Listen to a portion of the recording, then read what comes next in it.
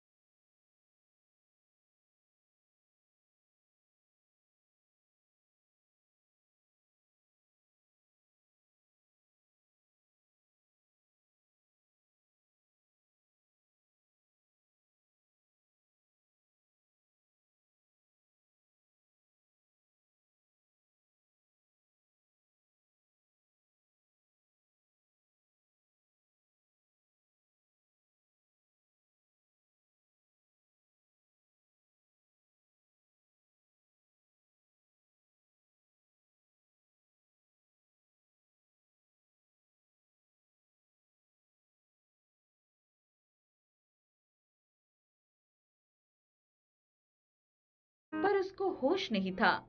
अजीत, उठो, आंखें खोलो। अजीत वैसा ही पड़ा रहा। जिस लड़के आशीष ने फुटबॉल मारा था वो बुक्का फाड़ कर रो रहा था। मैंने सोचा भी नहीं था कि ये बॉल किसी के लिए जानलेवा भी हो सकती है। अजीत को तुरंत अस्पताल ले जाया गया, पर अजीत ने रास्ते में ही दम तोड़ दिया था। पूरी टीम और स्टेडियम में शोक का वातावरण व्याप्त हो गया था।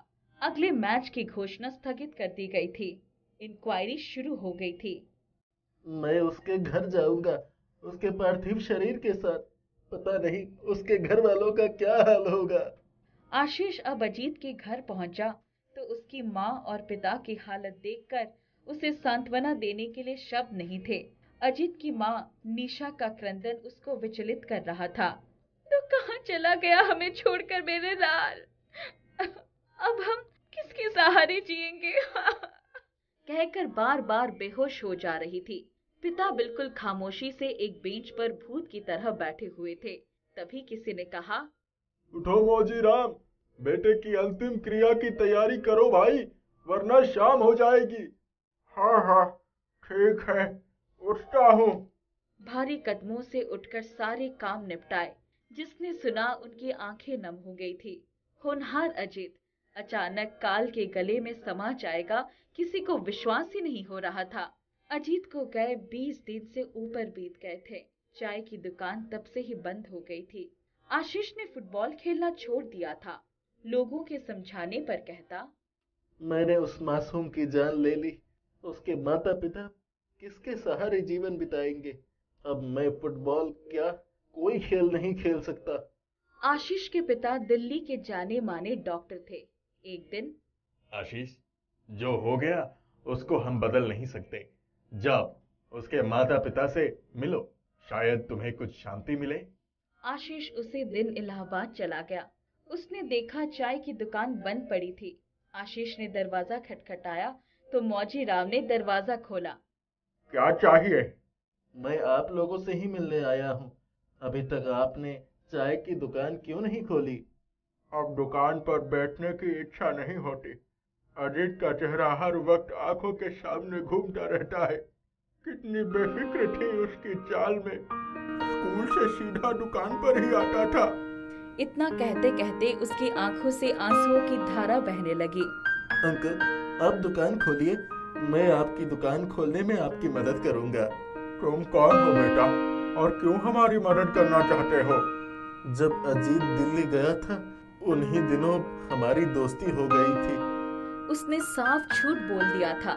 मनमोजी पहले तो अपने दुख से उबर ही नहीं पा रहा था। फिर आशीष के बार बार समझाने पर उठा और दुकान का ताला खोल दिया। अंकल, मैं झाड़ू लगा देता हूँ और बर्तन धो लेता हूँ। चाय बनाने का सामान इसी झोले में रख दिया है। मौजी राम उसकी तरफ निरीहता से देखता रहा। अंकल, कुछ बोलिए। हाँ बेटा। दुकान खुल गई थी। ग्राहक आने शुरू हो गए थे। लोगों ने आशीष के बारे में पूछा तो हमारे अजीत का दोस्त है। आशीष लगभग 1 महीने तक वहाँ रहा। दिन भर दुकान संभालता, रात को मौजीराम के घर के बरामदे में सो जाता। अजीत की माँ निशा तो भूत बन ही गई थी। न कुछ बोलती, न कोई काम करती। दिन रात अजीत की फोटो से बात करती रहती। मौजीराम आशीष के साथ मिलकर रूखा सूखा खाने को बना लेता। कभी कभी मौजीराम ही उसकी कंघी चोटी करता। एक दिन, अंकल, आप कहें तो आंटी को लेकर दिल्ली के बड़े अस्पताल में दिखा दूं। इन्हें गहरा सदमा लगा है। बेटा, हम गरीब आदमी हैं, खाने को तो जुटा नहीं पाते। बड़े बड़े डॉक्टर की फीस कहाँ से भरेंगे? अंकल, अगर आप कहें तो मैं आंटी को लेकर जाता हूँ। मेरे पापा की जान पहचान के एक डॉक्टर हैं, उनको ही दिखा देंगे। वहाँ फीस नहीं लगेगी। तुम्हारे साथ अकेले वो जाएगी नहीं। आप वो मुझ पर छोड़ दीजिए। आशीष ने मौजीराम को एक मोबाइल दिया और आपका जब भी मन चाहे आप मेरे फोन पर बात कर लीजिएगा। ठीक है, ले जाओ। आशीष दूसरे दिन ही निशा को लेकर दिल्ली आ गया। अपने पिता को सारी बात बताई। आशीष, तुमने अपना क्या हाल बना रखा है? अगले महीने तुम्हारे बोर्ड के एग्जाम है। पापा, पहले इंसानियत का एग्जाम पास कर लूं, बाकी एग्जाम तो मेरे बाएं हाथ का खेल है। ठीक है, जैसा तुम्हें ठीक लगे। इकलौते जवान बेटे को पिछले कई दिनों से पश्चाताप की अग्नि में जलते हुए देखकर वो चिंतित हो गए थे। दूसरे दिन ही निशा को एडमिट कर दिया गया। उसका इलाज शुरू हो गया था। आशीष बीच बीच में मौजीराम को फोन पर सब कुछ बता दिया करता था।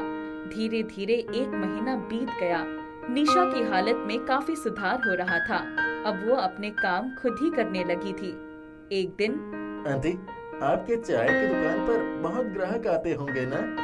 हाँ, लेकिन मैं तो यहाँ हूँ। अजीत के बापू अकेले परेशान होंगे। हमें हमारे घर जाना है। आंटी, हम कल ही इलाहाबाद चलेंगे। दूसरे दिन वो निशा को लेकर इलाहाबाद पहुँच गया। मौजीराम ने पत्नी को देखते ही, निशा, अब तुम बिल्कुल ठीक हो गई हो। जाओ, नहा धोकर आओ, कुछ खा पी लो, फिर दुकान संभालो। मैं थोड़ा आराम करना चाहता हूँ। अंकल, आप आइए, मैं दुकान देख लूंगा। तुम तो वैसे ही हमारे लिए मसीहा बनकर आए हो बेटा। तुम्हारे एहसानों का बदला तो मैं कभी नहीं चुका पाऊंगा। अजीत के जाने के बाद हमारी दुनिया ही लुट गई थी। अगर तुमने सहारा ना दिया होता तो हम ऐसे ही मर जाते। अंकल, ऐसे मत कहिए, मैं भी आपके अजीत की तरह ही हूँ। आप जाइए, आराम करिए। मौजीराम भीतर चला गया। ये आशीष कौन है? हमारे अजीत का दोस्त है। तभी बाहर दुकान पर कुछ आवाजें सुनकर दोनों बाहर निकले तो पुलिस वाले अजीत के मर्डर के सिलसिले में आशीष को दिल्ली ले जाने आए थे। ये क्या कह रहे हैं आप लोग? मैं अपना एक बेटा खो चुकी हूँ, दूसरे की बलि नहीं दे सकती। आशीष की आंखों से गंगा जमुना बह निकली। आंटी, मेरी सजा तो खत्म हो गई है। ये तो औपचारिकता है। मैं इसे पूरी करके जल्दी ही आपके पास आ जाऊंगा। मौजीराम की चाय की दुकान पर फिर से रौनक शुरू हो गई थी। 6 साल बाद एक दिन मौजीराम की दुकान के सामने एक गाड़ी आकर रुकी। आशीष उतरा। अंकल, अब आप लोगों को यहाँ रहने की कोई ज़रूरत नहीं है। मुझे दिल्ली में नौकरी मिल गई है। आप लोग मेरे घर मेरे साथ रहेंगे। बेटा, ऐसा कैसे हो सकता है?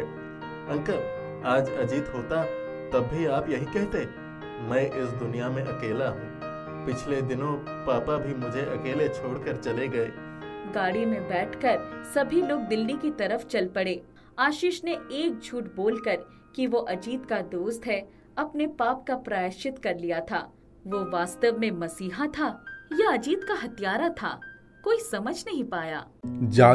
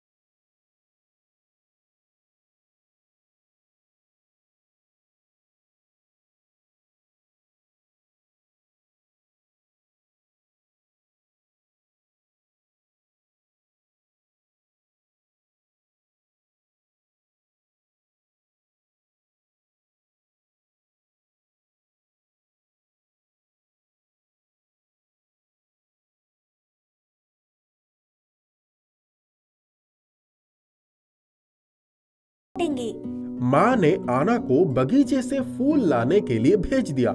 उस राज्य के राजकुमार ने जब आना को देखा तो देखता ही रह गया। आना ने एक नजर उठाकर सुंदर राजकुमार की तरफ देखा और शर्म से लाल हो गई। वो तेज कदमों से घर की तरफ भाग चली। रात होने के बाद सभी लोग सोने चले गए। सोफिया ने देखा कि आना बड़े चैन की नींद सो रही है। वो उसके खाट के पास चली गई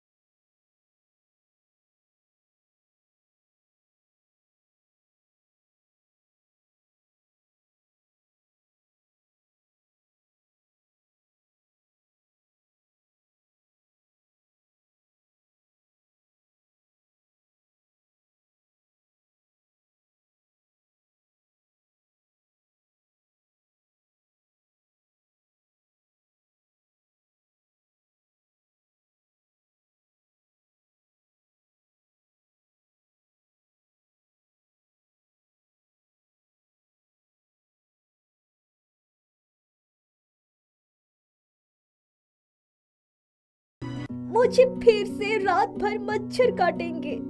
बेटा, ये कोई साधारण मच्छरदानी नहीं है, ये एक चमत्कारी जादुई मच्छरदानी है।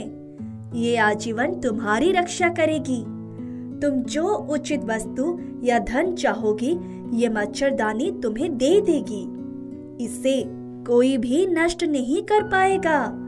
इतना कहकर परी ने अपनी जादुई छड़ी से आना को सुंदर वस्त्रों आभूषणों से सज्जित कर दिया। वो एक सुंदर और स्वस्थ राजकुमारी की तरह लग रही थी। परी माँ, आपको बहुत बहुत धन्यवाद।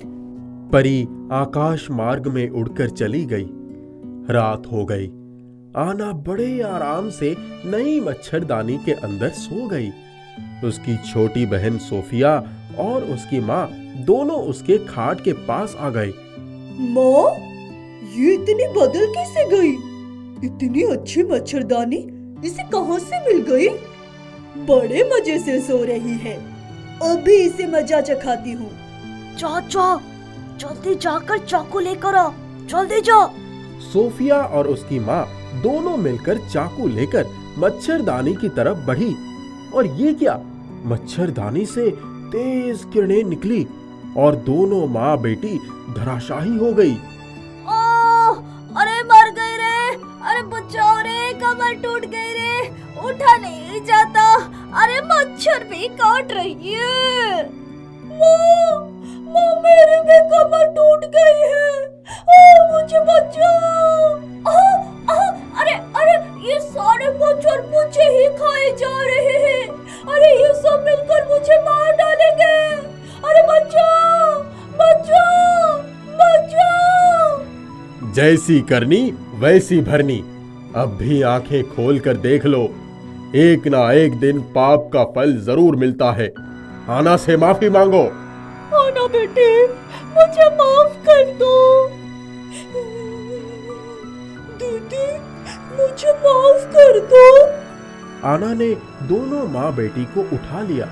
उनके राज्य के राजकुमार ने आना के लिए विवाह प्रस्ताव भेजा और राजकुमार और आना का सुंदर ढंग से विवाह प्रसन्न हुआ।